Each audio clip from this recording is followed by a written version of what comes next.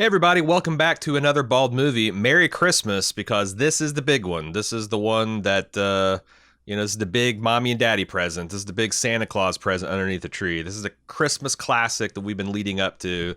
The movie Elf, that was released November 7th, 2003, and has quickly become a family favorite. Before we get any further, since this is the Christmas podcast, we have to finish out our Advent calendar. We're going to be drinking days 22, 23, and 24 today. We want to get right to it because I have no idea how long this podcast is going to last. Yeah, this could be a 30-minute podcast and 3 drinks in 30 minutes. That's a lot. That'd be. Whoo. No extra Christmas cheer needed to lift Santa's sleigh on that. In that case, No. Our first one is a filibuster dual cask, which we did the bourbon version of this a couple podcasts ago. This is the straight rye version. This has a mustardy nose. A mustardy nose. Ooh. I'm not the world's biggest fan of ryes. I won't turn my nose up at them, but what if there's mustard in it? If there's mustard in it, I don't know. Well, cheers.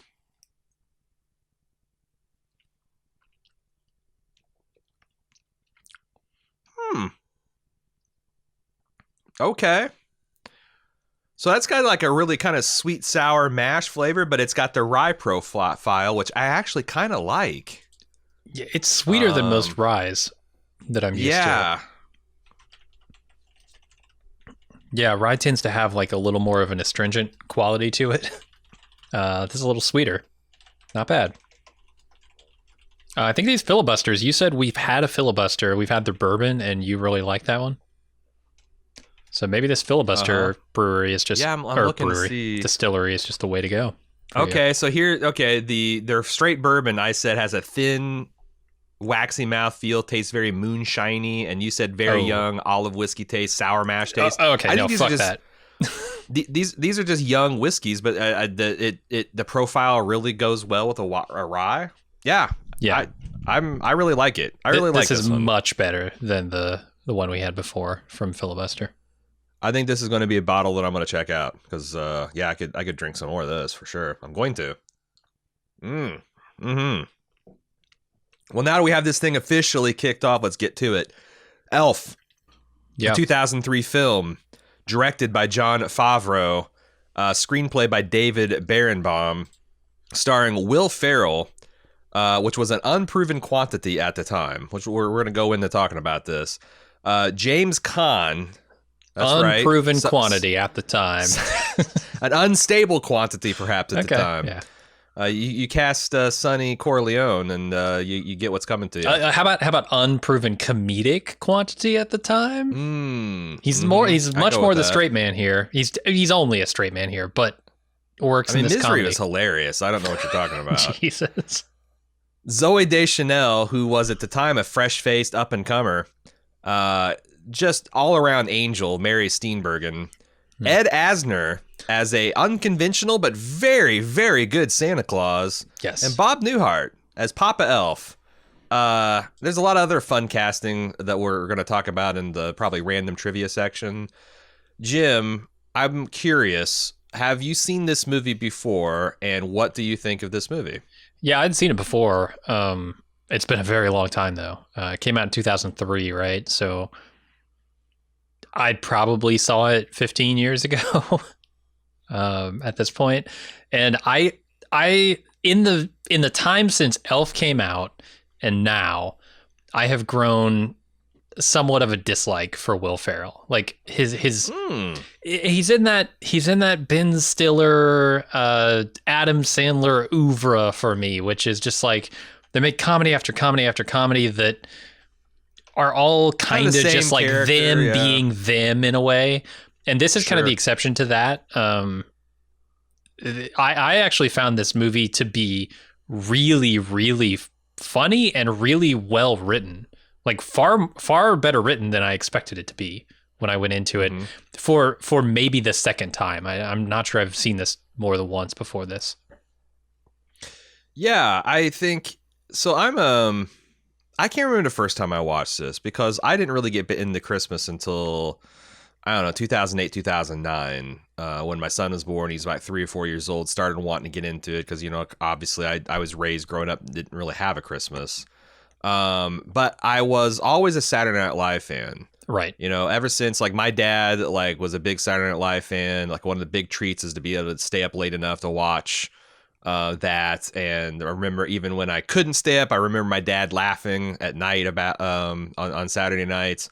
So I grew up just really revering Saturday Night Live, and Will Ferrell was one of the, like, real fireballs that came out, like him and Sherry O'Terry. That era from like Adam Sandler to Norm Macdonald taking over the news update, the weekend update, and then that whole era from like the mid 90s to the mid 2000s. I was a pretty big SNL fan too.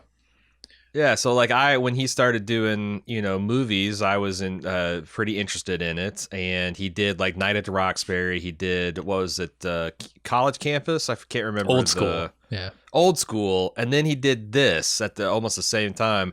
It was several years because by the time this came out, I'd already seen him. He did some entertaining cameo work in like the Austin Powers. But by the time I saw this, I'd already seen him in Anchorman. I'd probably already seen him in Talladega Nights. Oh yeah, for sure. Blades of Glory, Step Brothers. Oh wow. Okay. Like he and then I saw him on Elf, but it just really works. I watched like last weekend while we were down in Gatlinburg for our wedding anniversary. I watched the movies that made us. This is made by the same documentary company that makes the toys that made us, the video games that made us. They've done a holiday edition where they're doing a deep dive into two movies, Elf and The Nightmare on Elm. No, The Nightmare Before Christmas. Okay. And it's a nice little, 45-minute documentary. I really encourage everybody to go watch it because I thought it's good and has a lot of good information. But Jon Favreau directed this movie. This was like one of his first ones. Like I think he had a very small, low-budget indie film, and then he did this. Yeah. I think that like he set out, like that's one of the things he set out to do is to make a true family movie, Christmas movie, and a new modern Christmas classic. That was one of the three objectives he had. And I think he just knocked it out of the park. I mean, there's a reason we're covering this as the hammer for this year's Christmas coverage, right? This year's Christmas celebration. It's because it is a classic. It's a modern classic. Yeah, in the last 10 years, this has rocketed to the top along like A Christmas Story, Home Alone, It's a Wonderful Life, Miracle on 34th, like into certainly the top 10, if not the top 5 in all-time family Christmas classics. And I gotta say, Home Alone is a pretty easy sell for my kid, but some of those others like, Beautiful Life, what is it? It's a Wonderful Life, you run into that thing where kids just don't want to watch old shit. Like when my son starts to feel a 90s film grain, he starts to break out 90s? 90s? Yeah, dude. God damn. Yeah. Because everything just like, it's you don't think of it, but 30 years back, stuff just is a much slower pace usually. What's his cutoff? Looks dated. The Matrix? Like 99? I don't think so. He didn't balk at The Matrix because it's kind of just relentlessly timeless and cool. But yeah, like I've gone back and had him like some of the 80s action stuff. He's like, "Is this Dad? How old is this movie when it came out?" That's like when I know I'm like, "Oh God, he's detected. He's detected the ancientness of the source material." Tell him it's 2015. It's yeah. But this movie, you don't have to convince a kid to sit down. It's just really fun and colorful right off the bat, and it's very sly and smart, and it's got a lot of stuff for the adults to watch too. It's a perfect family film. That's the thing. This is like to me, the thing that makes this a classic, and so many other classics is all of their themes come together with their plot. And you look at like Home Alone and this kid being left, this kid wishing, his family would just disappear for Christmas, right? And then boom, they do. And then by the end of the holiday season and the movie, he has realized what's so special about having his family for Christmas. This movie does that so well. It's the Christmas cheer, right? That spirit of Christmas that has been, cynically lost because everybody's hustling around working and you feel like you're James Caan in that season. But by the time you get to the end of the movie, you feel like you're back into the Christmas spirit. And it brings that together so well with the singing and the sleigh plot and just all of that works together. It's a tightly written Christmas movie. Yeah, and that's the thing, is like it's not just like a one central theme. Like all the characters, all the primary principal characters have like little themes that they're and personal growth within that. Like James Yes. Caan realizing that not only is he sacrificing time with his family for this business, but he's also doing a shitty job of it. Like, it's not like he's Yeah. a super success, but like he's just lost the plot along the way. Zoe Deschanel realizes that there's worse things than to sing in front of a crowd. And Buddy honestly grows up throughout the movie. Like that's the thing, that like the relationship between Jovi and Buddy are like the one that all threatens not to work. Yeah. You Yeah. know, but I think they just managed to do. I don't know how it works. It's except for that, like Will Ferrell just plays this straight up, like he has this true innocence. Yeah. And it's also one of the. I think Jon Favreau actually has got really smart story instincts, and I was thinking about this last night, that like he's not doing anything revolutionary in No. the Marvel Cinematic Universe or Disney or in this his first Christmas movie. It's just that he takes like solid filmmaking techniques and brings it to genre work, Yeah. where most people just don't give a shit. Like, you know what? Spider-Man's in this. Iron Man's in this. Right. It's a cool metal suit. Just take the rest of the day off. You've done it. You're going to sell action figures. You're going to make 500 million. Like, he takes it that next level and actually sweats these details and really thinks about like what makes this stuff work. And Yeah. Where's it's the interesting heart? because I think, yeah, the heart, because I think that the James Caan storyline is kind of his like saying what's wrong with family entertainment. That it's all about making a quick buck. It's all about following the herd. And it's not about like genuine emotion and connecting to characters and like, rooting for them to succeed. And, like this movie doesn't have a real villain, maybe apathy, the Central Park Rangers, but like, Right. The CPR. yeah, Sure. yeah, the dreaded, infamous, even Santa Claus knows them. Central Park, the four horsemen of this, the Central Park apocalypse. But even in absence of that obvious conflict, it's never a dull moment, and it's really funny. And I just can't say enough good things about this film. Did I talk about who? Yeah, I ran down everyone who stars in it. Maybe that's a good place to start. Talk about the casting, because all of these casting instincts really work. From the beginning, Bob Newhart, who is our narrator and also Papa Elf, some about his like bone dry wit just really sets well in this like very straightforward, very serious, kind of not serious but earnest look at Christmas. Yeah, that's the thing. Like there are multiple types of comedic portrayals here. Like you've got the just straight up silly at times and the slapstick, right? You've got all that in Will Ferrell's Elf, his buddy character, but you've also got Papa Elf, who has this almost dry, sarcastic wit to him. I like that because too much of that slapstick silliness is kind of what I don't like about a lot of Will Ferrell's movies in the future. Like after this, it's just like all silly, really stupid jokes that work. They're good jokes for the most part, but like it's all one flavor. This kind of gives you everything. Especially since like you're right, like most of the Will Ferrell catalog in the future just relies on things that are absurd. Like, right. Yeah. Like, okay, news anchors were a big deal in the 70s. What was their life? Must have been their life. Talladega Nights, stuff like that, to where it's like all the characters are cartoons and absurd. Here, Will, once he, in the North Pole, he fits in, but once he comes to New York, he is the character and everyone else is the real world. And that's another thing that's so brilliant about how this script works, is because all of the stuff that would be really ridiculous and handholdy in another movie works because, a guy in an elf costume shows up and you treat him like you do, like in this highly ironic kind of like, oh, look at you. And he thinks he's an elf, and it all kind of works. So when people sarcastic, like, hey, why don't you take it down to Macy's, pal, or go back to whatever this store's universe, he's like, okay, thanks for the advice. And it propels the plot. Yeah. No, it's good. It's the only time I can think of, like, because Dan Harmon, this is his personal bugaboo, like the Monopoly guy, he calls it, where like the trope namer is the dude in Ace Ventura 2. Sure. The just dressed up, and not, it's like you cast a guy that looks like the Monopoly guy and dresses like the Monopoly guy, so Jim Carrey can say, "Let me guess, you're the Monopoly guy." Ha ha ha.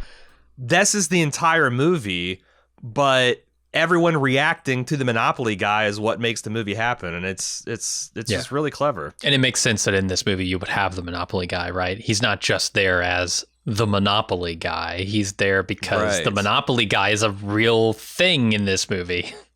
Yeah. It's Christmas elves are real, obviously. Mm-hmm. We had a debate about whether we should put this in the Prestige and the Pulp thing, but we got the ironclad that, like, if there's it's a little bit of a whimsical romp, but there's no actual fantasy elements in this film. Right. So we, it's talking about the indigenous people of the North Pole and their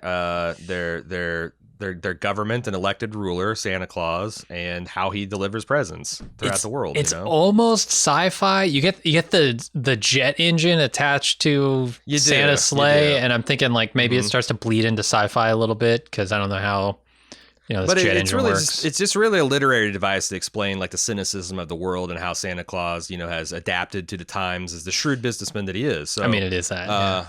Obviously it belongs in Prestige. But as far as casting goes, are we still in casting? Because like Will Ferrell's career at this point is strange, right? It's not. It's SNL. That is his career. When they were making this film, his career is SNL.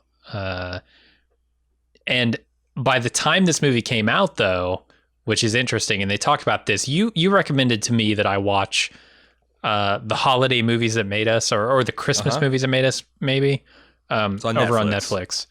And I checked that episode out because they have an episode on Elf, and it had a lot of insights into like just the happenstance that kind of created the phenomenon that is this movie, because Will Ferrell was an unknown quantity essentially in movies. And by the time this movie came out, between the filming, like day one when they started filming this movie and thinking about this movie, or cast Will Ferrell, and when it came out, Old School came out, which Old School is obviously the movie that made Will Ferrell into a movie star. Without Old School, you don't get Anchorman, you don't get Talladega Nights or any of those movies. So that was like role for him. Incredibly fortunate that Will Ferrell became a huge movie star right before they released this movie. But also there was a big worry for the studio because he did not become a major movie star with even like PG or PG-13 humor. It was like raunchy frat boy, Frank the Tank, behaving badly, Frank the Tank kind of shit. And people are like, well, this is not that. This is This is Will Ferrell set to like ultimate wholesome, a man raised in the North Pole. And it's like, man, the more you read about studios, the more you wonder how the hell they get their jobs, because it seems like their instincts are always garbage. Like, oh my God, the public saw a guy doing one thing. What if he does something else? It's not about like, how well is this working and executing? It's more of just like, oh my God, what will the people make of it? Like, get the fuck out of here with this. No, it's crazy because what movie does Will Ferrell goes on to do some fairly dramatic roles, right? He's got this like really dramatic role that he does a few years after this. Stranger Than Fiction, which is I think is what you're talking about, which is a wonderful, wonderful film. Yeah. I haven't actually seen it, but I know people talk about that in hushed tones, right? About how good Will Ferrell is in that. And it just shows the narrow-mindedness, the tendency to typecast. And I think Will Ferrell, for me in future years did do that a little bit. He typecast himself into these really stupid comedies. For sure. Yeah. But also like I'm not opposed to seeing a Will Ferrell movie that is different, that is a change of pace to that. But like he's like, I was gonna say he's really good in like the Lego movie as just like the dad who's lost the plot on what it means to play with Legos. Like he does have some chops, man. A lot of comedic actors do. Yeah, no, he brings like a sort of focus to the character that he's portraying, which I really like. And whether that's like just completely earnest or whether that is villainous in a funny way, or like you said, kind of the serious dad who's lost his way, lost his childhood instincts. Mm-hmm. He brings that focus 100% to every role. And if that's what you need in a movie, which is what you need in Elf, he nails it. And they really channel, he's got that like manic gear too. Like, Buddy is essentially playing his high school cheerleader character. Sure. Yeah. Except for he never went through puberty and he's never seen a rated R movie. And he brings that they talk about in the documentary, we were talking about how the first like week of shooting was just following Will Ferrell in his costume around the streets of New York and watching him just fuck around. Like him picking off the gum from the subway railings pushing all the elevator buttons on the Empire State Building. And that guy, that guy in the red jumpsuit, the sweater and the hat and everything. And he goes up and he says, "Santa?" That's just him doing that to a dude in the street. Yeah, it's very kind of like a Borat type of and that's what you get when you have Will Ferrell and you just like put him in this costume and have him give him an audience and let him unwind. And it's just so many great shots of him just committing to this. Like there's like scenes of him like cuddling in this store Christmas display with like an animatronic thing. Him like spraying passion fruit perfume into his mouth and drinking coffee for the first time. There's just like all this stuff that just really, really works well. And how he's just completely like, plays everything straight because he has no idea what like irony and sarcasm is. James Caan, what a fucking pull for this guy. He's so good as like he's obviously the straight man in this, right? But like he's more than that. He's like this reluctant, like constant font of tolerance, right? Mm-hmm. There's this. I don't know. This guy, like, if he weren't his son, he'd throw him out in the street and maybe have him beat and then thrown into the street by his guards, his goons. But yeah, there's this tolerance that he shows through this movie. The well of restraint that he shows is so good, and it leans so heavily on the reputation of James Caan as this tough guy, right? Right. And you can tell it's like, it's an interesting guy because like James Caan is not a person who I think bristles or bustles with holiday cheer, which is why it works so well. And he gets to do a lot of like James, like Sonny, just like when he grabs Buddy by the collar and like slams him against a wall. It's like, okay, what the fuck is, essentially like, what the fuck is your deal? What is your angle? What's your scam? Like he's able to bring this kind of like thunderhead, Oscar-winning intensity to the role where it's called for. And then also he's softened by Mary Steenburgen and, like the fact that when he goes to there's that conceit where the doctor essentially is like, I don't know he's your child and he's probably having some kind of, I don't know, because like there's another where the movie just says to go with it. Like, you know what? A doctor's going to tell you that this guy's having like something like a psychotic break and to detach from reality. What you got to do is bring him home to your family and embrace him and nurture him. And that's what's going to get him out of it, which actually works in this situation. But I can't imagine another one other than a man-child being adopted by elves and raised in the North Pole where this advice would be good. But in the real world, you get a referral to a psychiatrist and they diagnose him with, what his particular mental disorder is, right? I think in the real world, the cops show up and just shoot him to death. Yeah. Because that I'm an elf business, like they send the Central Park Rangers in there and they just fucking regulate him. But, that wouldn't be a lovable family movie. No. So James Caan just goes along with it, causes all kinds of trouble. But everything kind of like feeds one to the other. Like the first act is him getting out of the North Pole, and that. Wait, we're still talking about casting. All right, we should take a drink while we're talking about James Caan. All right, why not? Because the time is pour just one out past. for James Caan, who is not dead. Still He's very not much dead. alive. He's 80. He's very wealthy. He's very old. They made it seem like he's a very difficult person to work with on the documentary. Yeah, it's interesting. They talk about that, and we'll get to it immediately after this drink, right? I'm looking forward to this one because this is Hudson Baby Bourbon. I talked about earlier in the holiday season the Hudson Rye that I had not had. I'm not a huge fan of ryes, but this Baby Bourbon. This is a tasty one. Yep, this is Hudson Baby Bourbon, 46% alcohol. All of these today are 46% alcohol. I forgot to mention. Here we go. Smelling good. Hudson Baby Bay.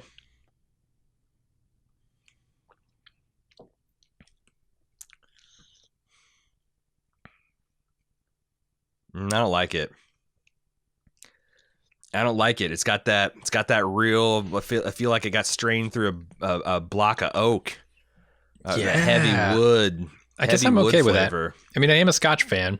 As a Scotch fan, I know you're a Scotch fan too. You should like that oak flavor. You should like that heavy wood. It's not like smoky oaks, like a charred barrel. It's more of like literally like wood grain alcohol, kind of just okay. That kind of thing. I don't like it. I think it's tasty. Very woody. No, it has some smoky oaky. I definitely taste the smoke. Yep. You're saying it's smoky. This is oaky. approaching Scotch flavors. Yeah, I would say Scotch flavors to me. Yeah, baby bourbon. I wonder, and does baby imply that it's like a little young too? Because it's also got that essential kind of like just that young taste. I mean, Hudson, I want to say they're pretty new to the bourbon game. I can't remember hearing about them more than 5-6 years ago. So maybe they've only been around for a decade or so, but I'm not sure. Smoky oaky, Scotchish. Smoky oaky, yeah, approaching a Scotch flavor. It just doesn't have that real smooth mouthfeel that an old and aged Scotch is going to give you. Sure, I'll agree with that. Distillery out of New York. New York, not really known for their bourbons, let's say. Not their Kentucky bourbons, that's for damn sure. No. Yankees get out. Okay, James Caan. Okay. Is he difficult to work with? Because that's the thing. Like, obviously, I mean, that's the thing. Like, it's obvious to me what James Caan brings to this role. But if James Caan doesn't get this, if he just sees that this is slumming through a holiday film, it doesn't work. And honestly, through 80% of it, he could slum because he's supposed to be playing something with like an almost like you have a whole bar of Xanax in you. Okay. But he brings it in the scene where he grabs Buddy and throws him against the wall, which is critical. Mm-hmm. He brings it in the like where he just he just tears in and just like castigates Buddy. Yeah, when he throws him out of the office after he's ruined his book. Yeah, it throws him out. And then, like, I think it's a real big moment in the movie that works in large part because of James Caan, where his kid calls him out for just not singing and just moving his lips, and he finally belts it, and then Santa Claus explodes in the Christmas spirit over his head. Can I ask you, does Santa Claus just run over and murder that entire crowd if he doesn't sing in the moment? If that crowd didn't find it in themselves to get the Christmasometer and specifically up above James operating Caan range, that crowd is getting specifically James Caan is getting pulped. But there's half dozen fatalities outside Central Park in New York, Santa Claus related fatalities. He's wanted for murder at that point. It's not good.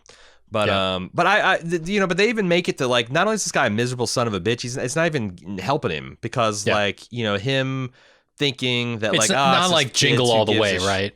Where Arnold Schwarzenegger is this great mattress salesman or whatever, and he's working on Christmas Eve because he's making a bunch of money. This guy's about to get fired. Yeah, and I wonder if he got into this because he did have a passion somewhat, because like they showed a picture of him and his girlfriend, and he's, he looks like a hippie. He's strumming a guitar and he's playing a guitar. And he's like, he does not look like the guy he is now. I wonder if it's like you're supposed to, is he losing his way, or did he get like, shoehorned into this child stuff and decides I just hate it and I don't really like kids and I don't understand kids, and they're dumb anyway, and they're not going to know because I think that's wrong. Like kids have a very particular sensibility and interest, but kids can know there's like good shit and bad shit. I think. Yeah. I Every hadn't once in a while considered. they'll lose their damn minds and fall in love with the Wiggles or some shit like that. But for the most part, Yeah. kids know what they like. I had not considered the Susan Wells. Is it Susan Wells is her name? James Caan, Walter's, the mother of Buddy. I had not considered that her storyline and that whole thing is really just there to make Buddy his son.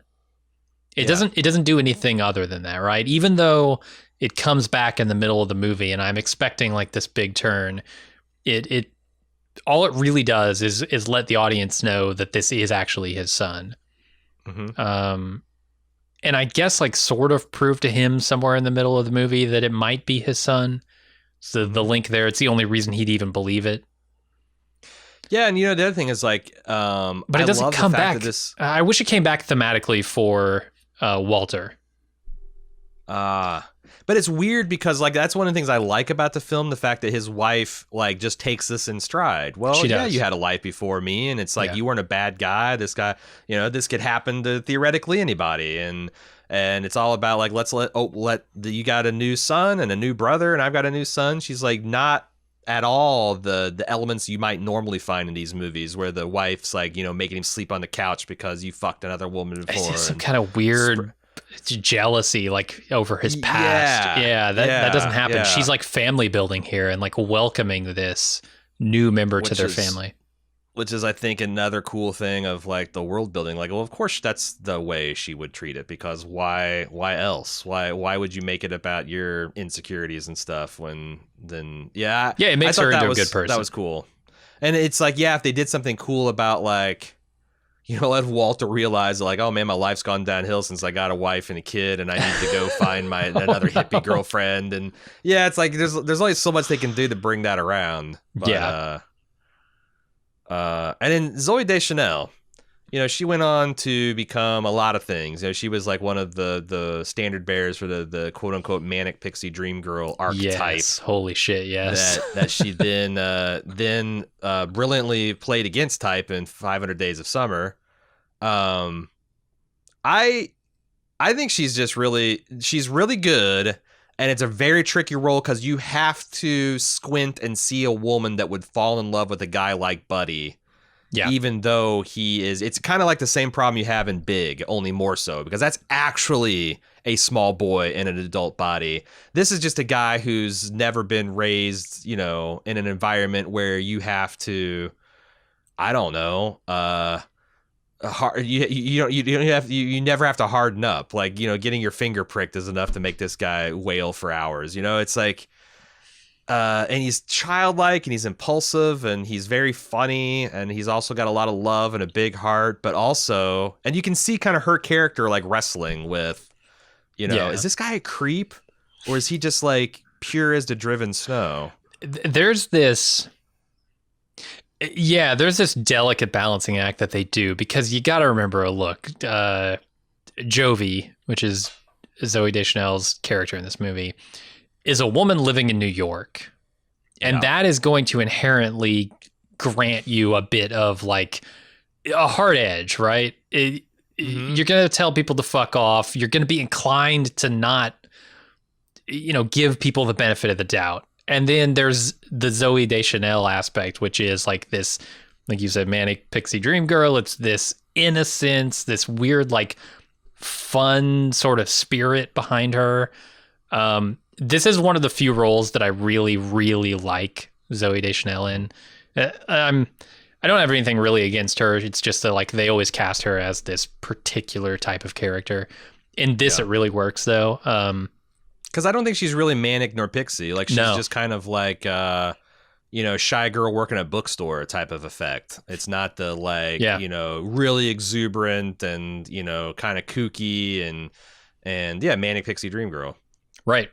It really works. I will say, I think Zooey Deschanel is one of the few people who look better as a blonde I tend to like dark-haired women, but like Zooey Deschanel really doing it for me as a blonde in this movie. And, she's a brunette or darker in a lot of her movies. So Right. it was kind of shocking to see her as a blonde in this, but she looks good. She's a real cutie pie. She also can belt. Like she's a very good like smoky singer, and I'm actually kind of she's got her whole band. I think is what it's he or she her him or I don't know him and her. I can't remember what I've had too many drinks.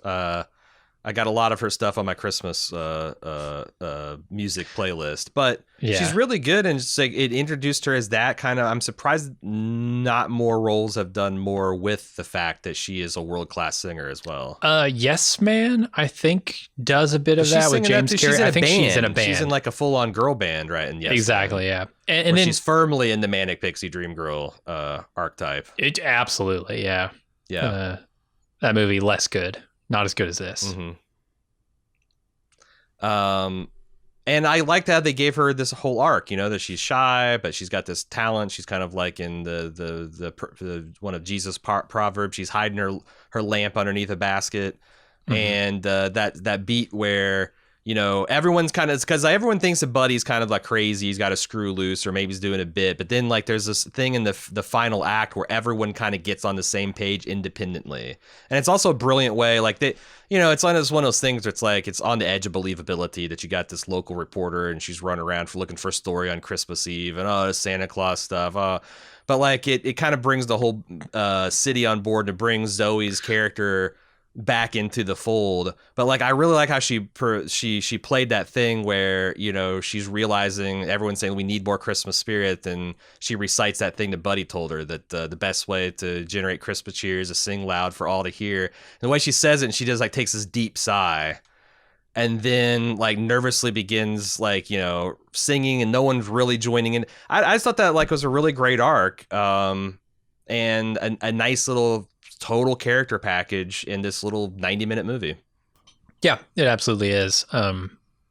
It's one of the things that I say makes this writing so tight. And I have a lot of questions when I'm going into this, right? Like she's taking a shower at one point, and this is a really good scene. I love this scene. It's funny. It's a little heartwarming. It's not as pervy as it could be because Buddy is such an innocent. It plays really chaste. It does. Absolutely. This shower scene where he's just listening to her sing, and she's at, I can't remember the name of the store, like Gimbals or something. I think it's called, what is it? I wrote this down.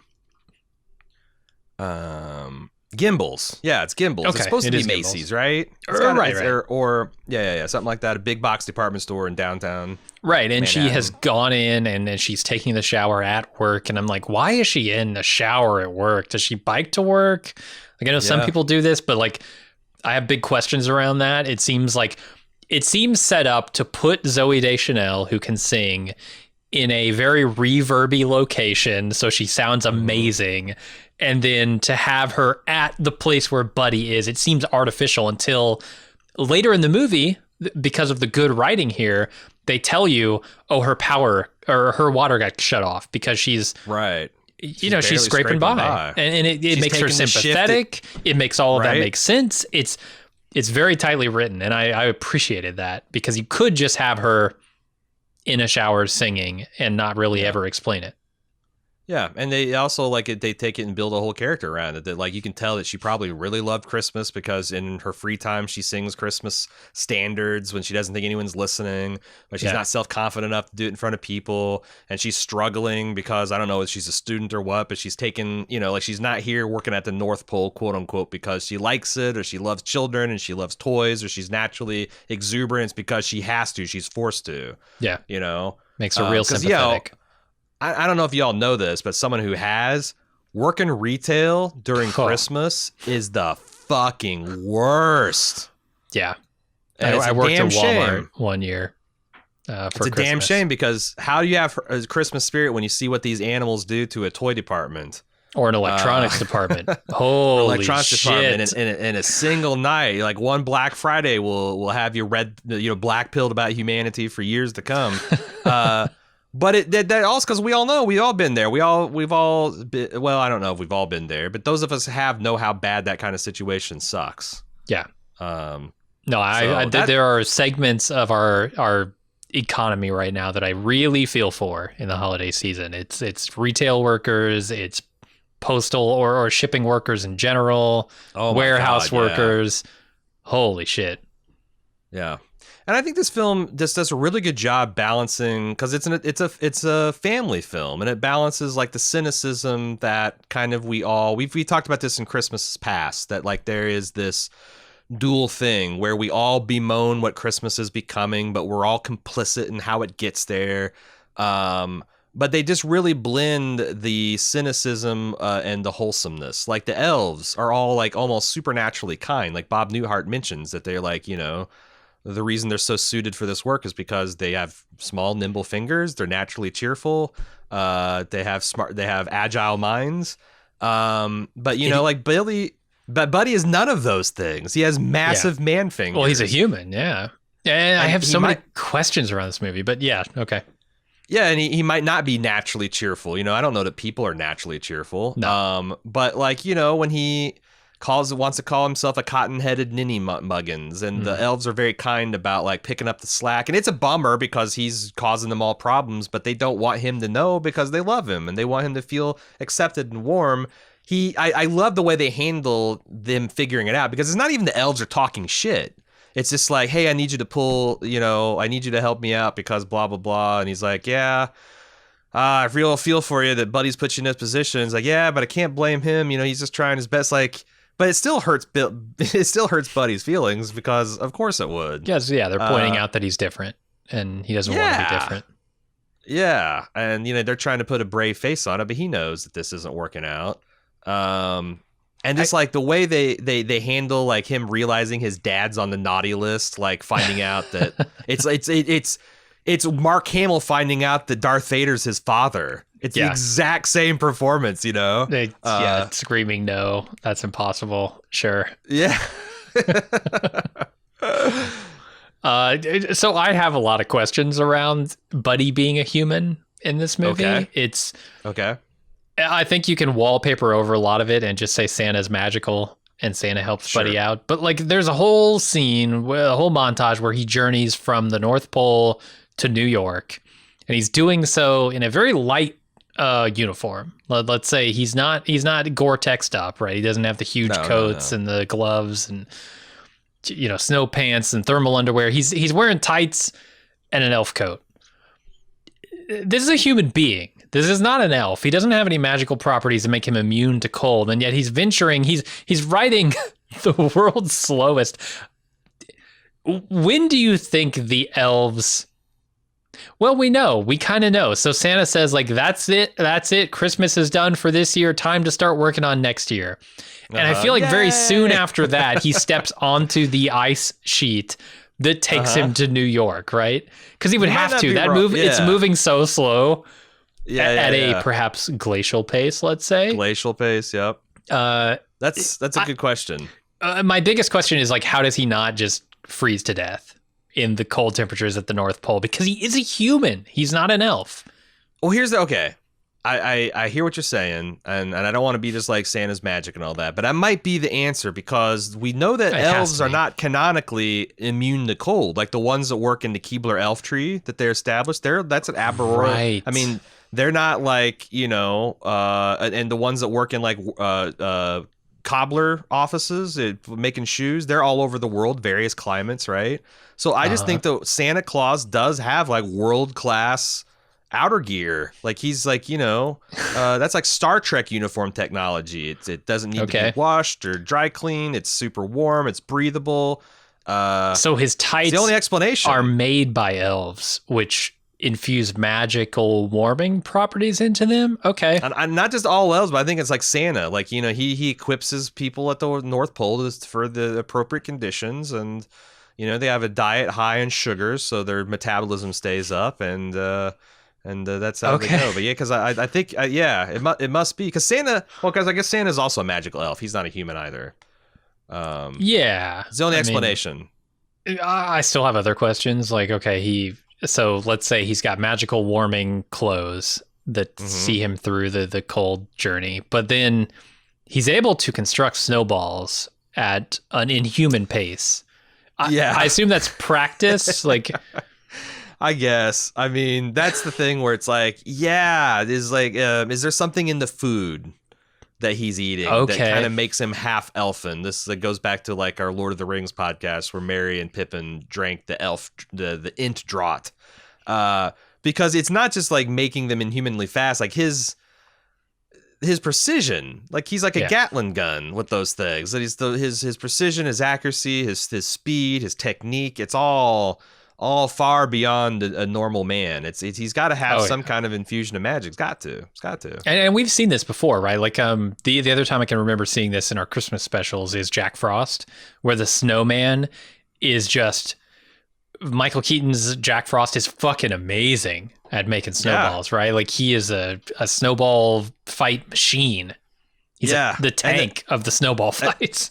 And I remember we talked about how like Elf kind of ripped off Jack Frost. Like it does. That's just a 1-to-1. It's the exact same gag, and I remember that was like the biggest laughs. Like I got that written down as a set piece. Like that, him just regulating those kids with the snowballs is really, really funny, and it still kind of holds. It's a lot easier to see. It's now CG, and also really, I love how Favreau shoots like when Buddy and his brother are bunkered up. Like the snowballs are coming in fast and furious. I question how they even did that. Did they have 15 people off camera just throwing mountains of snowballs? I kind of feel like it was a bunch of CGI snowballs and they just had snow cannons every once in a while making the impacts, because I was thinking, because it, you know, when you look at it with a critical eye, it's like, man, there's like 20 snowballs in the air at any given second. It felt like a war movie. It felt like Saving Private Ryan, like the hunkering behind a one of those big Iron Cross tank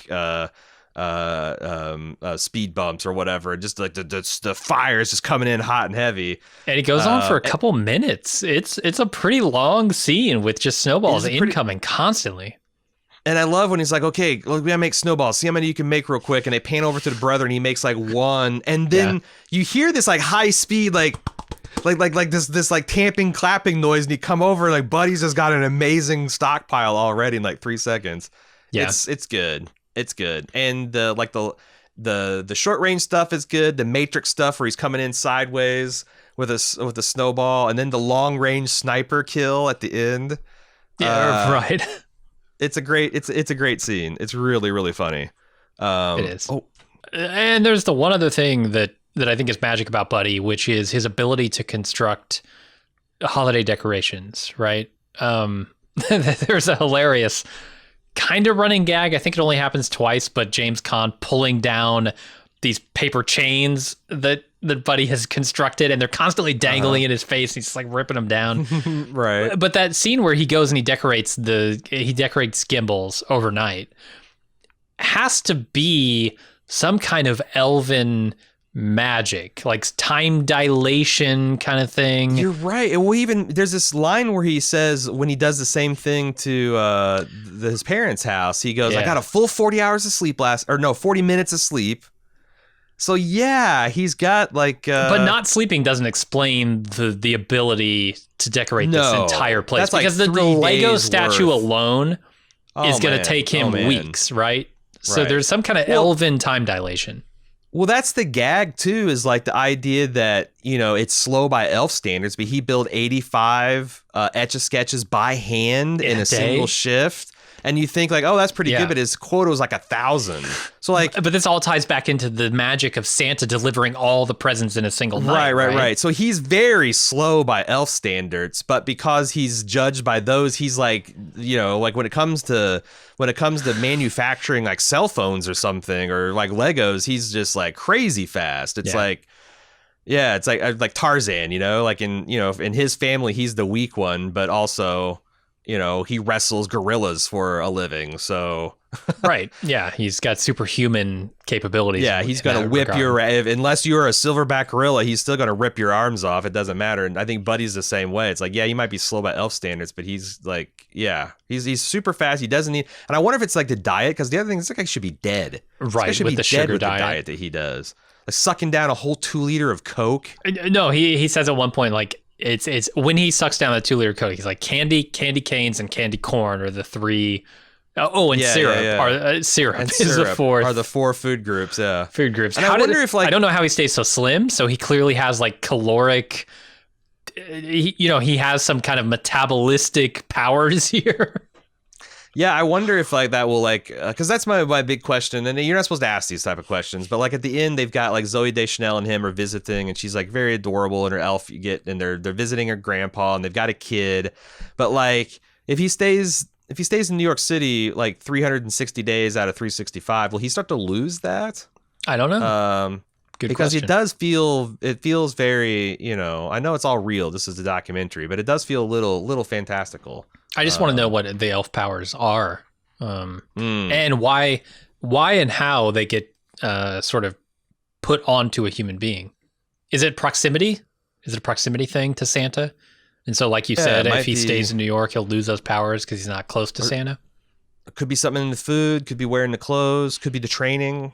Yeah. Like, as you know, like I guess that's one of the things that they train like Delta Force guys and Navy SEALs is like that you can train a human body to like work without sleep for 3, 4, 5 days and retain the majority of your effectiveness through a mixture of just training and drugs. Yeah. Maybe it's not the training. It's just they just give you those blue balls and amphetamines. The blue balls. They give you the blue balls in the military. Sure. They do. But so maybe it's that. Maybe it's a combination of those things. But you know what? Speaking of chemical help, I think it's time for us to open our last bottle. God, you're trying to kill me. Here. Yep. Well, it'd be the fun thing to do. It'd definitely get a lot of downloads. It'd go viral. I think you dying on a podcast. I doubt it. I'm not well known enough. If Will Ferrell died on a podcast, yeah. But me, nah. Me, I'd be at best a headline in like the Cincinnati Gazette or something. Local podcaster dies. Dies live on stream. Okay, so this is Sonoma Distillery. It's not even live. It's not even live. If I die on stream, do you release this podcast? I mean, yeah, because I'd want it to see if it go viral. Okay. I mean, you can no longer do anything for me, Jim. You can only, it's like that's true. That would be your one last shot to propel Bald Move to fame. You're not gonna mourn yourself. I got to make this shit happen. It's true. You do a fundraiser for the funeral. Yeah, I gotta benefit the survivors, which is your wife, of course, and me, and my cat. My cat now. Cat, yeah, you've got a whole family now. For my sure. God. Okay, I believe this is. I do the same for you, by the way. I do the same. Sonoma. So the Sonoma Distillery. So we had the Sonoma Rye. This is now the Sonoma Regular, and I like Sonoma Bourbon. I had a. God, what am I trying to say? Oh right, with the you filibuster. fuckers. I liked the rye, didn't like the bourbon. Let's see if the trend keeps up. Look up Sonoma Distillery because Sonoma County that's a California thing, right? Can they claim bourbon? Well, it's not straight Kentucky bourbon. Oh, you I noticed motherfuckers. that a lot of these things are saying bourbon and Kentucky bourbon. I thought bourbon by definition had to come from Kentucky. It's like champagne. Yes.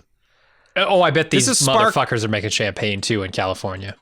This is sparkling whiskey, okay? This is not bourbon. I ran it through a soda stream. Actually, we should probably do that one year.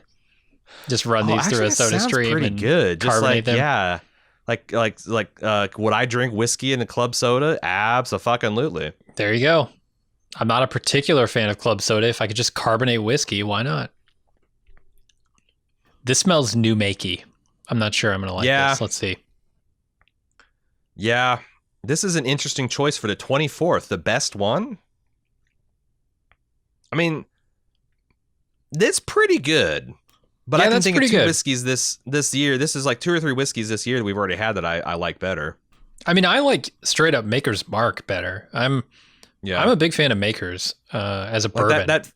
The filibuster dual cask rye was really good. I still have Michner's US #1 is like I think the best one. You said it's the best yet. I think it actually is the best one. It's really good. Well, okay, so let's also Uncle say Nearest 18 was really good too. We are recording all of this out of order, so we still have 6 drinks to taste. That's true. So that's true. saying this is the best one of all means the best one of that we've tasted, which is minus 2 random days coming up. So I just know the first year we did this, the hammer was that Invergordon, wasn't it? 25? Oh, no, I don't think that was. I thought it was. I thought it was the final one that we opened. It might have been. I mean, you can go back in the archives and check it out. I just thought the last day of the advent calendar would be the biggest, boldest one. And this is okay. It's good. This is okay. Yeah, I don't dislike it. And crucially, it's a bourbon, because when I ordered this calendar, I was excited about the bourbon aspect of it, less so the American whiskey aspect of it. Right. And we've had 4 or 5 of the American whiskeys, but I will say, come on. Bourbon is made in Kentucky. We all know this. California, what the fuck are you doing? Call it California whiskey. Call it, I don't know. Call it Cali. Cali whiskey. Start a whole new Burbank branch of whiskeys. Burbank bourbon. Yeah. That's what you call it. This was made on the Santa Monica Pier. So what's your official review? By a bunch of surfer boys. Let me give it one more taste test. Okay. What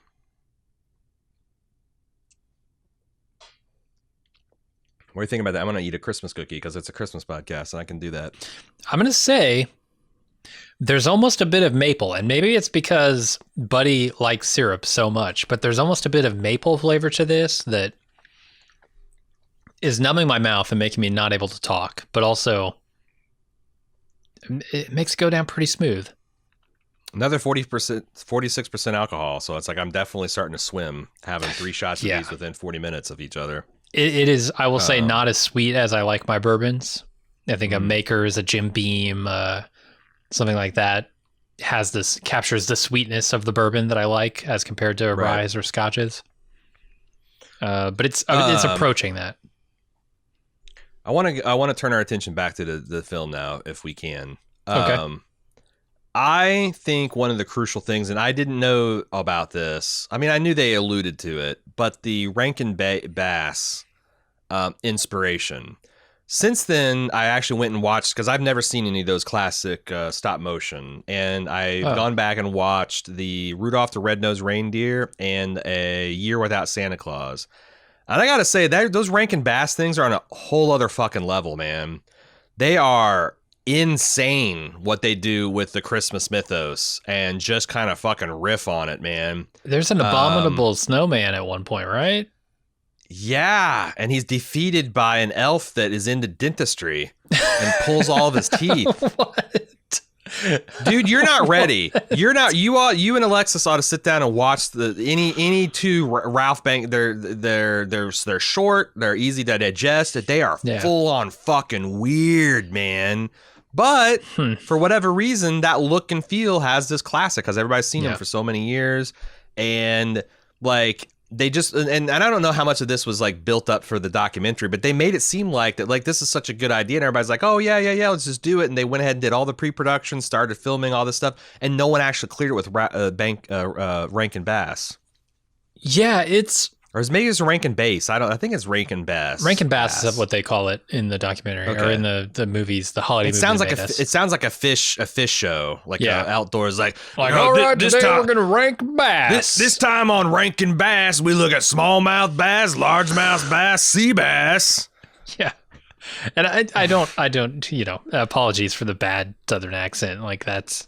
Not intended to make fun of you. I'm an official Southern Indiana white trash redneck. I can do it. You lived in Texas for a while. You're good. I did. So yeah, I'm with you. Like I was surprised, I guess, that this hadn't been done because it's been done since, right? Like Elf did it.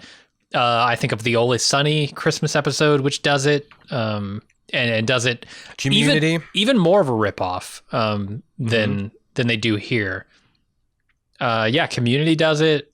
There are a lot of shows that have done it since, and I don't know if this was like a brilliant inspired idea or just something that they play up in that docu episode. I think it was pretty brilliant because like the costuming, like Buddy's dressed like the elf that pulls teeth in, which was also kind of like and the other thing is like he literally remade Rudolph. Like this is a story of Rudolph. Rudolph is a deer that realized that he doesn't fit in. The outsider, yeah. And has to go out into the outside world and prove his worth before he can go back to his original thing and save Santa. Save and Santa Christmas asks him to drive his sleigh. He literally does that with with Buddy when he asks him to repair the engine. It's not shot for shot, but it kind of is, because that like point where he steps onto the iceberg and it breaks off. That's right. That's how they escape from the abdominal snowman. Abdominal snowman, right? The guy who's abdominals are made entirely of snow. Cum gutters like the clay, like the glacial fjords of Norway. This guy's got the, yeah. Doesn't that 98.6 degrees just melt the snow-based cum gutters though? That's my excuse. It's too hot in here. That's why I don't have him razor sharp. No, it's like so many great direct lifts, like the narwhal, the candy cane forest. John Favreau is the voice of that narwhal. I did not know that. So he double dipped in the roles. He's the doctor in the narwhal. Right, he's the doctor. Surprising.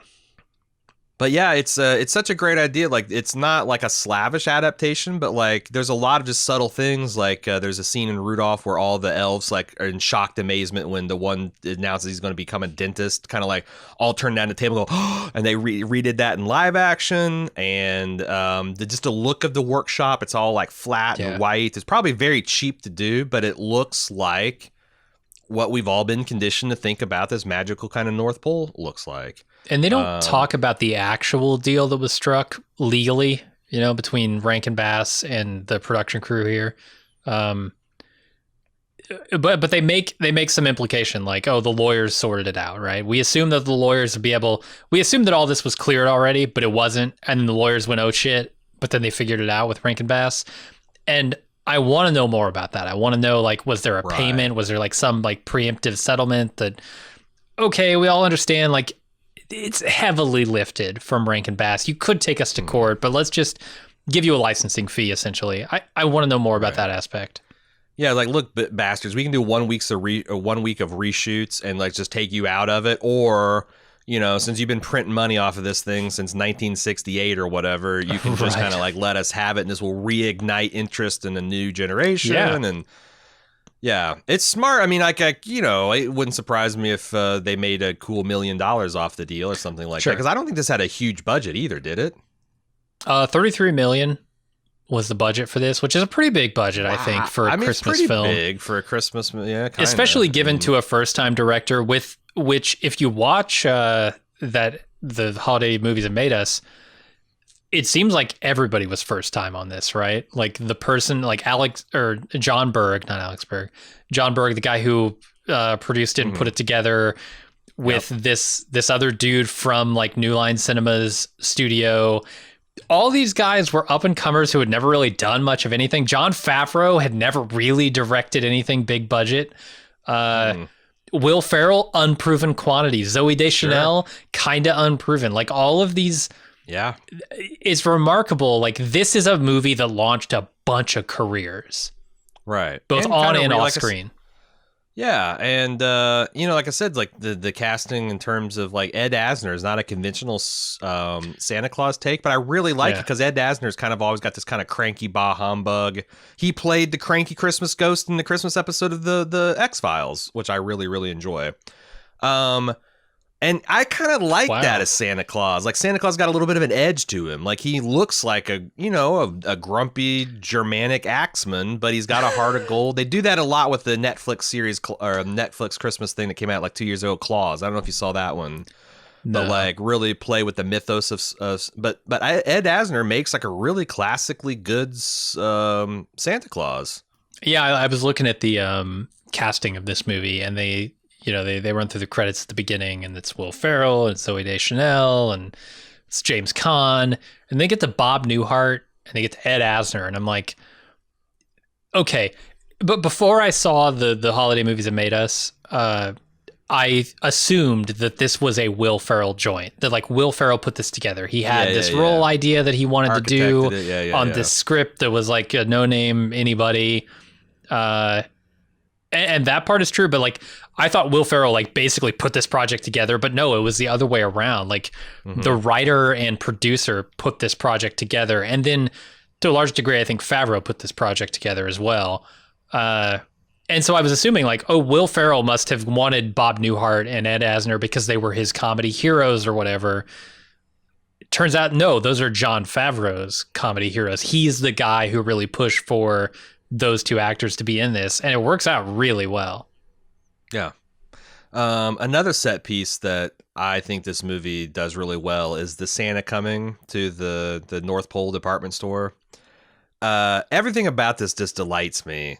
It's the funniest scene in the movie when he pulls this guy's beard off. And I mean, that or like maybe the snowball fight's pretty good, but like just to where, Will Ferrell does this just perfectly straight. Like the idea that like he's so excited to see Santa Claus and is realizing like, you're not Santa Claus. Santa Claus smells like cinnamon and cookies. You smell like beef and cheese. Beef and cheese. And it's just like this New Yorker, like, yeah, I don't know.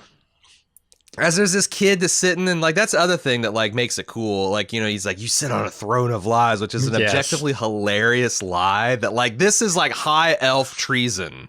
Like this is like some I don't know, something crazy like maybe Donald Trump trying to act like he's Abraham Lincoln. This is just like beyond the pale that he's pulling, right? And the kid sitting on the lap of Santa.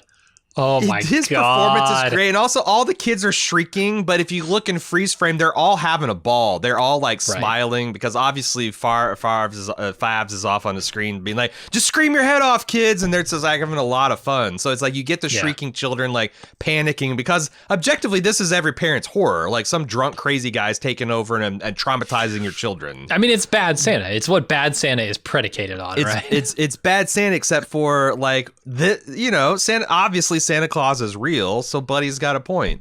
But I love it. I like so they also wanted Wanda Sykes to be this department store manager, and they substituted Faison Love, which was had kicked around and done a lot of big work in Friday, and don't like there's that, what was that God, it's don't be a menace to South Central while drinking your juice and whatever. It's like a Spike Lee. It's like a Spike Lee movie spoof. He was like really. Don't big be a menace to time, society while drinking your juice in South Central or something. It's got this ridiculous title.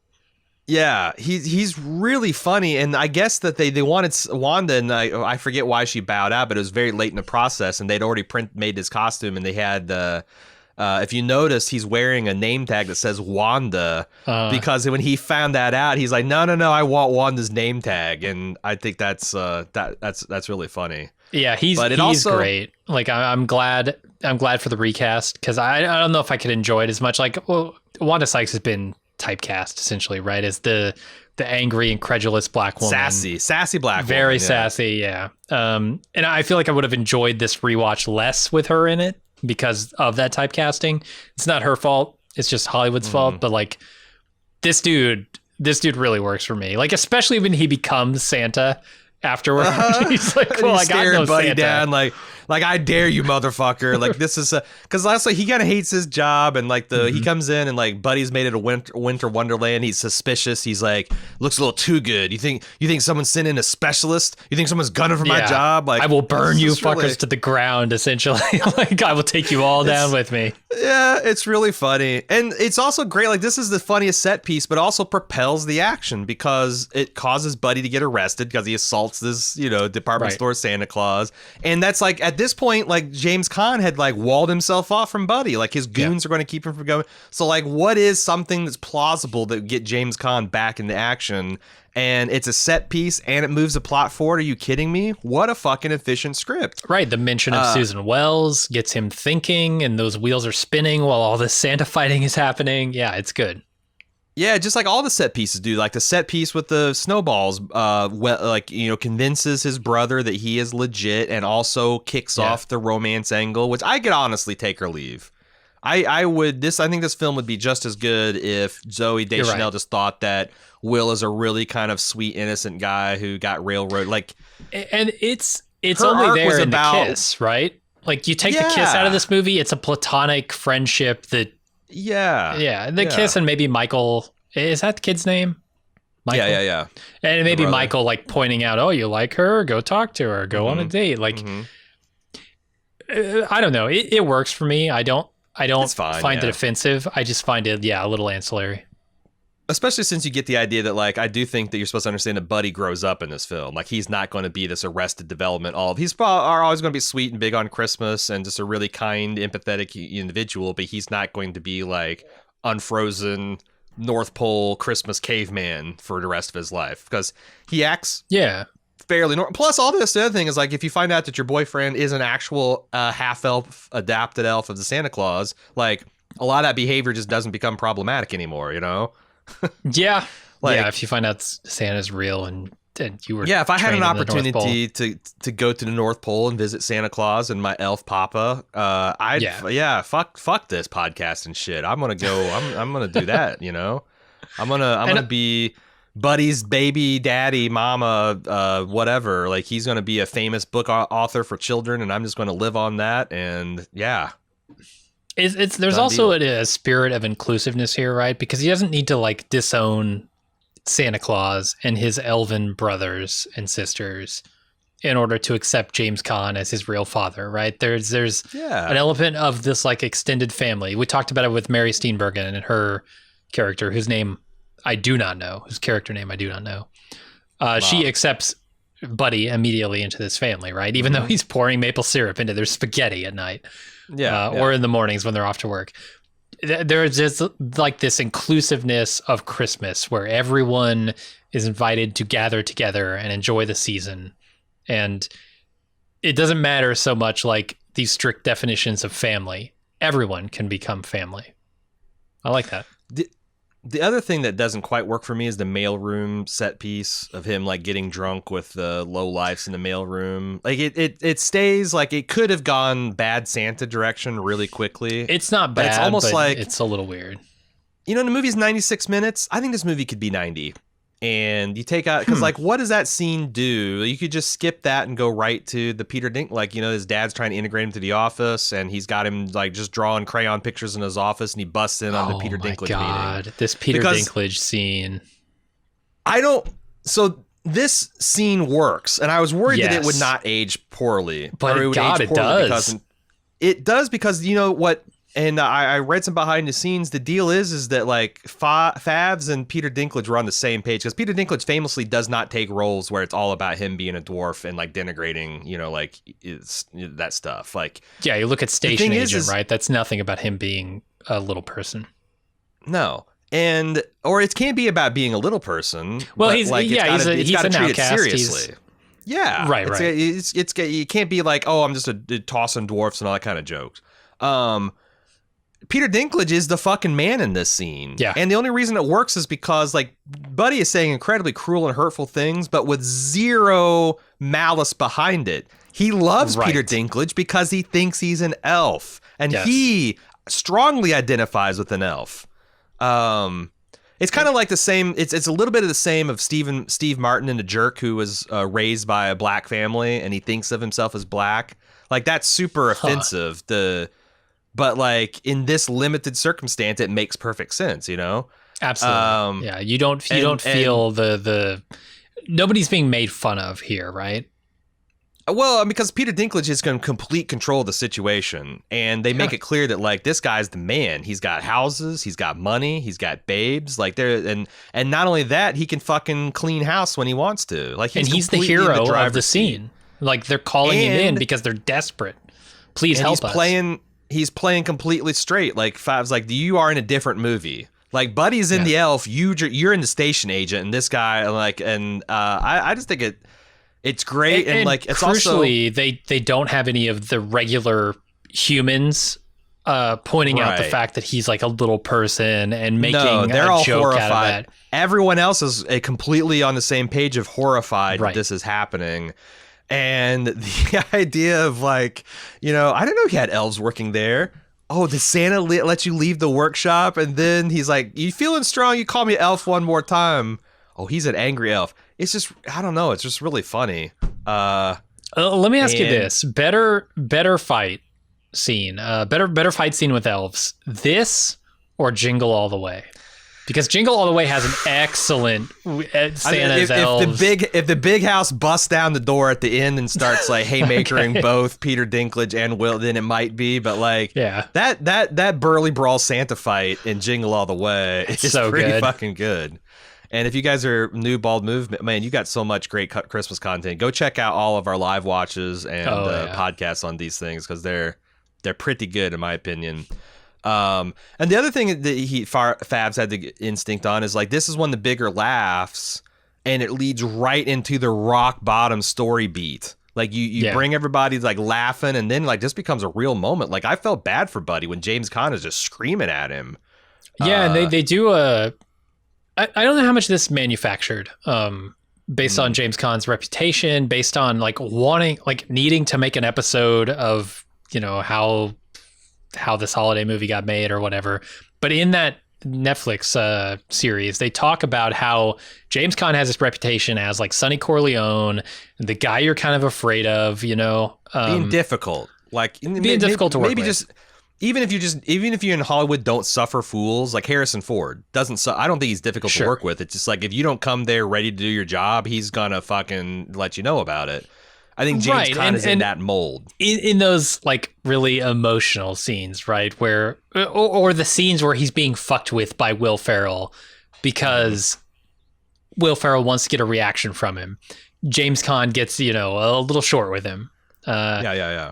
I don't know how much of that is actually true and how much of that is manufactured for that docuseries. But they say that this scene is kind of a pent up frustration with Will Ferrell constantly poking at him, Will Ferrell doing the tickle fights with him, and all of like him being Buddy kind of on camera and off camera with James Caan. Well, I think it's like I feel like you know, like if you were in this role too, like you might be game for it, but like it's still outside your wheelhouse. To, like, and there are limits. Come up and tickle you, and and like you get that just like this at the end of every take, you get that little bit kind of like I'm being paid for this, and this is the job, but fuck, I hate this. Right, and that works so well with the character. It works so well with the character because he is the straight man, right? He's supposed to be annoyed with all of these things, and he's supposed to blow up at Buddy in this scene, and goddamn, he does a great job. It's the anger you see from Sonny and the Corleone family, right? Like, well, that's the apocryphally. That's what they said on the documentary is that Favs took James Caan, Sonny Corleone, James Caan to the side, and like right before he said action, he whispered in his ear, "You're Sonny fucking Corleone." Yeah, like play, so fucking bring the thunder. Yeah, like you're about to go beat your sister's lover to death because he laid hands on you. Yeah. You're about to spill a few oranges. You're about to exactly. And then it transitions like down, like Buddy's down. He's going to give up on being a human, right? Yeah. And that's when his brother comes in to talk about taking Christmas off, and he risks his career, and Santa crashes into Central Park, and that like is the shot in the because that's the other thing is like the one thing that really bothered me about the Rankin Bass show is that smallmouth bass, largemouth. No, the thing that really bothered me is like all the reindeer bully Rudolph, even his own fucking father. It's really depressing. Yeah. And then Santa Claus comes in. You think Santa Claus is going to be the one guy's like, oh, ho, ho, ho, come on, guys. You're being a little too hard on Rudolph, kind of, well, you know. No, Santa's the worst one. Santa comes in and validates all this stuff. Like Rudolph excels at all the reindeer activities, but the glowing red nose, it's because Dasher's his father. It's like, it's too bad your son's got this crazy red nose because he was the best out of all the other reindeer categories because he looks different. Fuck him. I mean, when you're hiding from the paparazzi, from the CPR, the Central Park Rangers, you might not want the glowing nose on your sleigh. That's true. That's true. But Santa Claus is a real asshole. In this movie, like that's the one thing they deviate because when Buddy meets Santa Claus, but like Santa Claus is taken aback. Like, I never considered you less than an elf. In fact, you're one of you're the most elf of any person I've ever met. Like, you know, like shades of James T. Kirk saying that he's never met anyone more human than Spock when he's given that posthumous, speech. it's a really great moment, and then it's like I forgot so many things about this film because it's been probably, I think we saw this when Jack was like 8. So, but I love 6 this years. the Central Park Rangers. Like the way that and it's kind of funny in the year 2020 when we've had like, you know, so much hue and cry about policing, but like Right. they make up this like mounted, feared Central Park horse division that's known for going too far, doing this, that, and the other. They're under investigation for their crowd control techniques. Yeah, controversial. Yeah. Yeah, they're sending these like elite, like they're like essentially Michael Chiklis and the Shield mounted on horses that they're sending after the whoop ass on Santa Claus. It's so fucking funny, and it just works because the film just invents a villain. You know, it's like we need a villain for the third act. You know what? Central Park Rangers. Fuck it. It's the, and even like like even Santa Claus knows. Like when he finds out the Central Park Rangers. Oh my God, they've been creating after me for grudges. years. Yeah. It's so good. It's so good. Let me talk about one of the like. It's kind of creepy. It's kind of like cringy. It's the way they treat this reporter, the Central Park reporter, because there's a character who comes up to her, and I'm trying to think if this is Matt Walsh from Veep. It looks a lot like him. I'm not sure it's him, but there's this one guy who's like creeping on her, right? He's like, he gets on camera and he's like, "Oh, I really love your mouth. Your eyes make everything shine." This is not funny. This is not funny at all because this happens in real life. And I don't know if it's like since then that this has happened and I've changed my opinion on this, but this is fucking creepy. And I can't help but go back to like Always Sunny. You know, we talked about the Bank and Ras stuff in Always Sunny, but this is also in Always Sunny when Dennis gets interviewed by this busty reporter in that hurricane episode or whatever, that storm episode. And he's got this like fetish for her, and it's really fucking creepy, people. Like the people you see on television are real people, and you should not have this like sexualized parasocial relationship with this news reporter. It's fucked up. I mean, it's kind of it's fine to do that to celebrities, but you should never make it their problem. Right. Like, especially live on air, because haven't we seen this with like sports reporters before? Oh yeah. It's gross. It is weird, and I feel like it's something of an inside joke because I think this guy's playing himself, and I think he's like a Fab's friend. So I think it's all played as like almost like a borderline inside joke, but without that context, it's an uncomfortable situation for everyone, and doesn't feel like it belongs in the movie. Yeah. So this is why I was a little. I thought this was Matt Walsh from Veep. It's not. At least he's not credited on IMDb as being in this movie, but he is in Old School, which is the movie that Will Ferrell did before this. He is in Bad Santa, which is a Christmas movie, and I'm like, he kind of looks like him. I think this was kind of like an almost like elaborate inside joke, but without that context, it's like one of those things where it's like, it makes a lot of stuff. Like I went back and rewatched some movies with Jack, some comedy movies like, you know, Airplane and things like that, and I still think they're funny. But like they're so tied to when they're released that if you don't know what was going on in politics, geopolitical things, popular trends, they just age in dog years. And same thing about kind of like later Mel Brooks stuff. That it's like you know, like Spaceballs and that was Men in Tights. Like so many of these crazy jokes about like, why is he pumping up his shoes, Dad? Well, you see, there's this thing called Reebok Air or whatever. The pumps, Reebok pumps, the Nike pumps.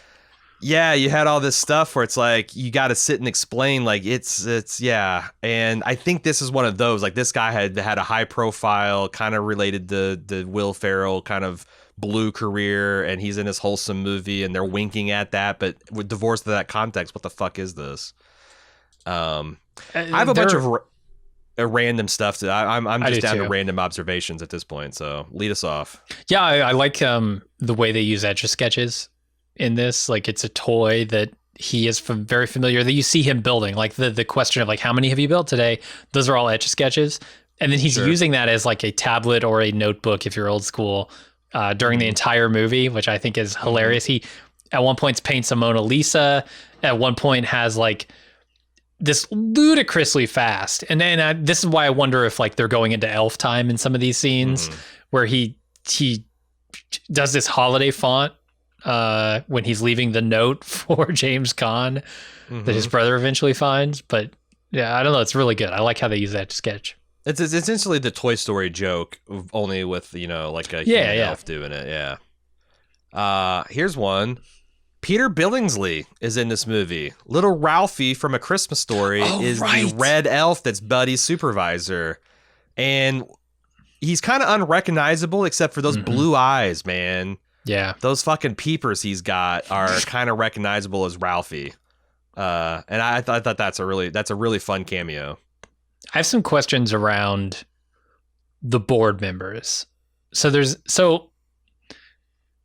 What's the company here? Greenway Press, I think, is the company that James Caan is creating children's books for. But then you've got this board member who comes in and he's talking about me and the rest of the board are going to evaluate your idea here on the 24th. And you're going to be ready for that. He says something about like, I'm going to fly, like I flew in for this.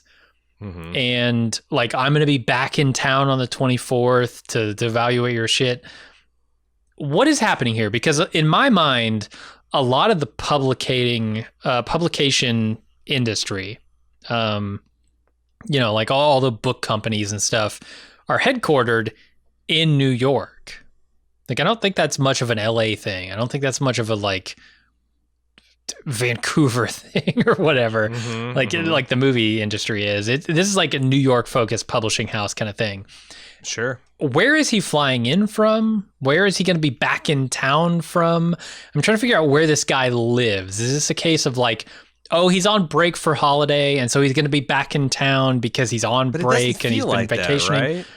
It doesn't. No. It is weird because they make it feel like it's this pigeon style management. He's going to fly in, shit all over you, and fly out. But like, yeah, where is he flying in from? Like London? Like that's about the only other place that's like a major. But like they don't mention it being like a foreign firm or anything. Like he doesn't have an English accent. It's played by the same guy that does. He's the mayor of New York in Godzilla. He's playing the like Roger Ebert, essentially esque mayor of New York. Sure. But yeah, I don't know. There's a really quick cameo by Kyle from the Tenacious D.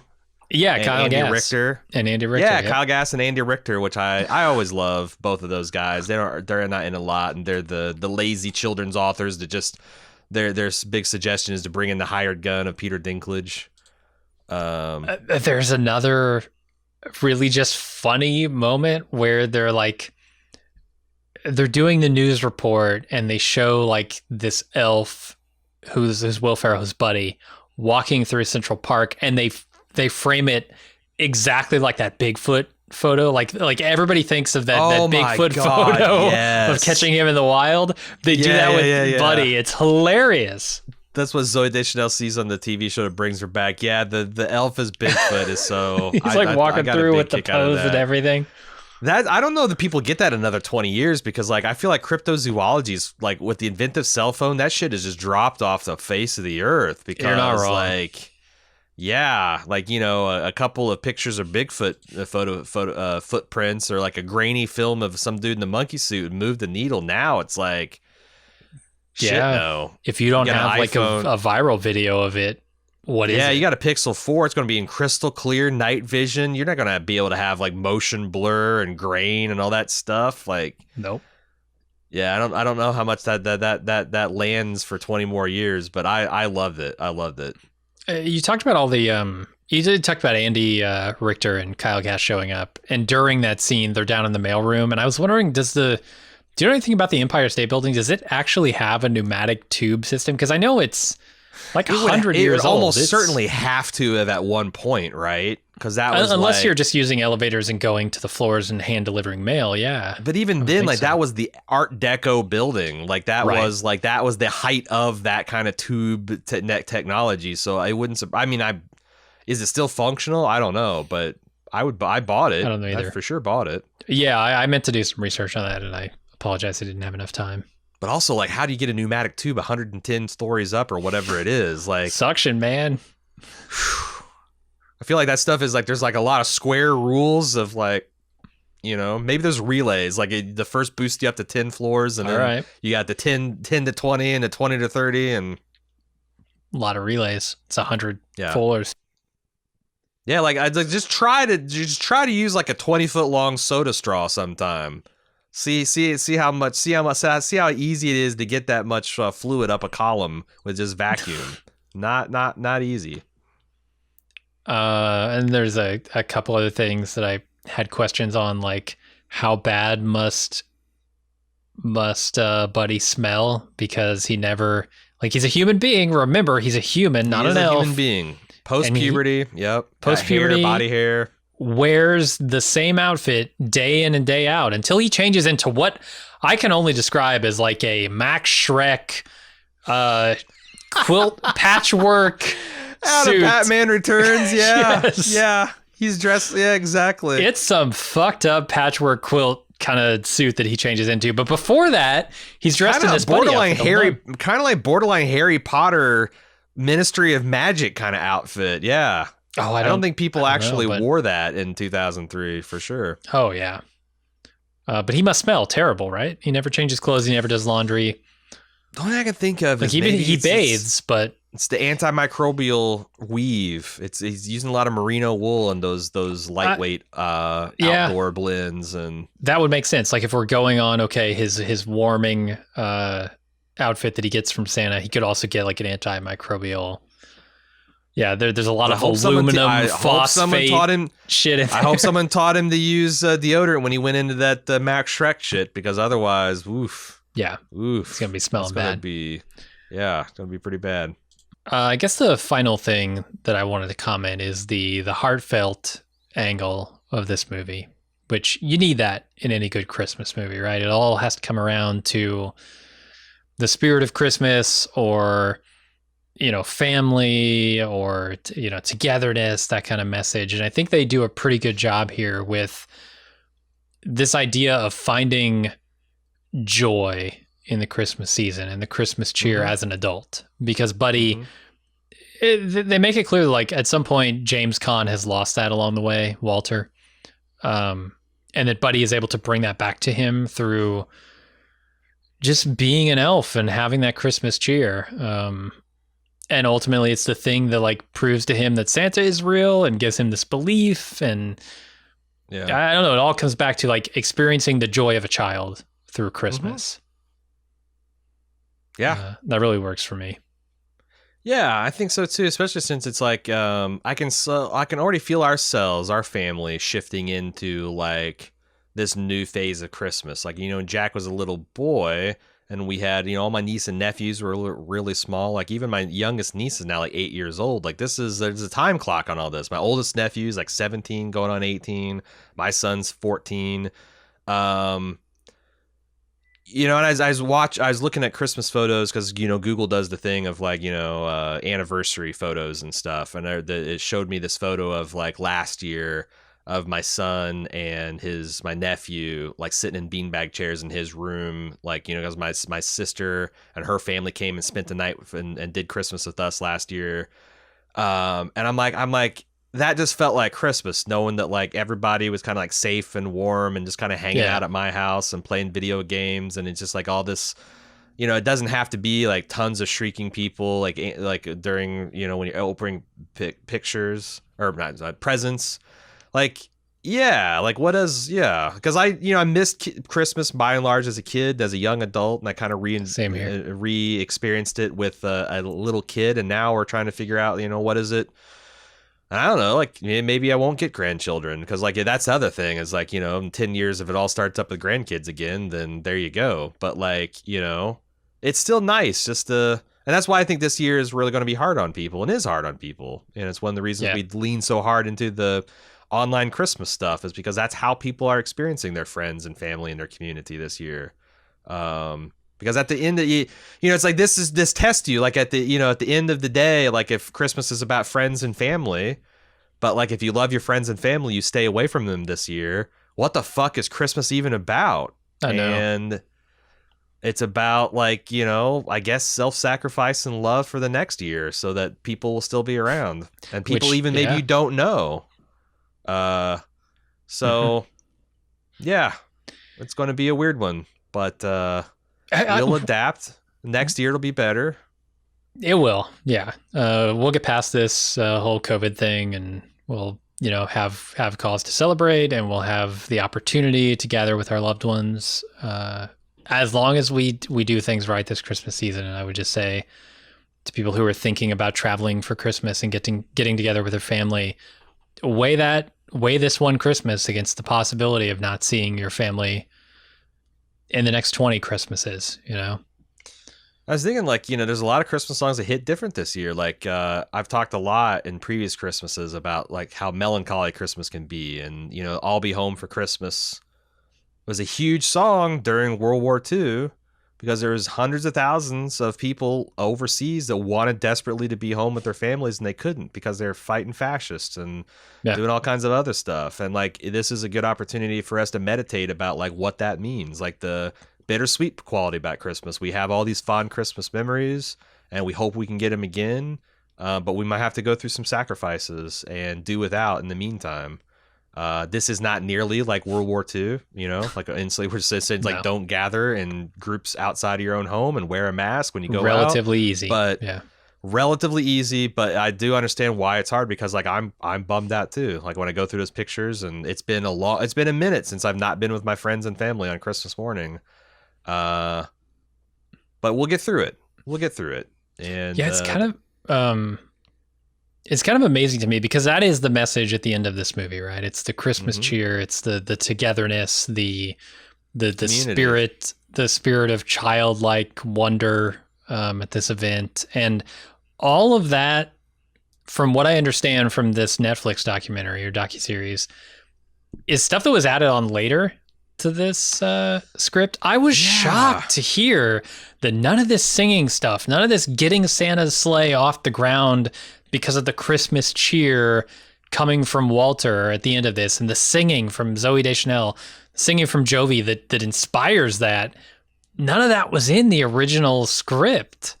And it was only after Favreau heard Deschanel singing, right? That they put that in there? Yeah, like I wasn't sure if it was like not in there at all, or they just like essentially after the Santa Claus took off, they just essentially went to credits and they didn't have the like everybody celebrating and the fact that they added scenes where it's like, Buddy's manager, the Wanda Sykes stand-in, and all the little kids that he had met. Like it was heartwarming that when he was Michael, his brother's he's doxing all of New York City live and on air. I was thinking like in the terms of if someone did that in 2020, like there'd be assholes that would like make it their life's goal to look up these people and harass them, which is sad. But Sure.